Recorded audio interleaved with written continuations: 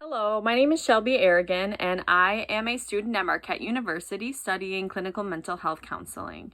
Today I'm going to be sharing some information directed towards counselors or graduate students studying counseling regarding disaster mental health and crisis counseling.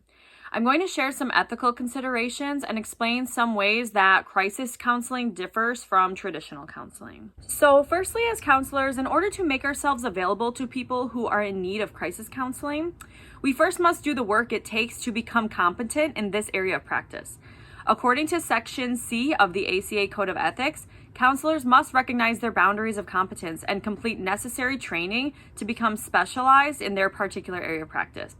So if I have not completed any type of training in a specialized area of practice, such as addiction, family crises, natural disasters, etc., it would not make sense for me to make myself available to these types of situations because I could actually end up doing more harm to clients. So this brings up another ethical consideration to do no harm. According to the ACA Code of Ethics, counselors must keep in mind the safety, well-being, and welfare of their clients. By providing services to clients that are of my personal level of expertise and scope of knowledge, and doing the work it takes to be qualified to provide these services, I can maintain the integrity of the counseling practice. Another ethical consideration counselors must have is to honor the privacy of each client. Client confidentiality is important to disaster mental health and counseling, and keeping records secure and safe is crucial. According to the ACA Code of Ethics, Section A, counselors must ensure that records of clients are safeguarded and stored properly. While the ways to record and store information may be different in disaster mental health and crisis counseling services, it is still crucial for counselors to keep this in mind. There are many overlapping ethical considerations that clinical mental health counselors should keep in mind, such as cultural considerations, and this can go right along with practicing within one scope of knowledge.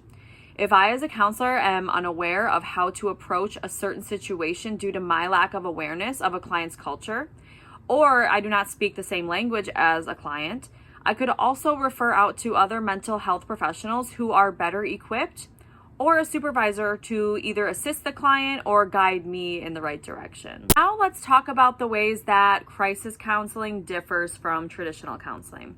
Well, firstly, crisis counseling is a bit more urgent. It could be more short-term and specifically designed to meet the client's needs. Counselors may focus on short-term coping skills and emphasize the client's immediate needs, which include the client's safety. In times of crisis, counselors approach each situation from a practical position rather than a theoretical one. Depending on the situation or level of crisis, counselors develop an individualized and specific approach for each client or group rather than a general psychotherapeutic approach. In crisis counseling, informed consent could be applied differently than traditional counseling. The relationships between clients and disaster mental health counselors are different than those within a traditional counseling setting. So in disaster mental health settings, oftentimes written consent is not required and verbal consent is utilized more often.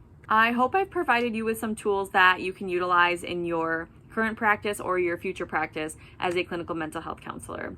If you're interested in becoming a disaster mental health responder through the American Red Cross, you can visit the link that I've posted here below. Thank you so much for watching. Bye.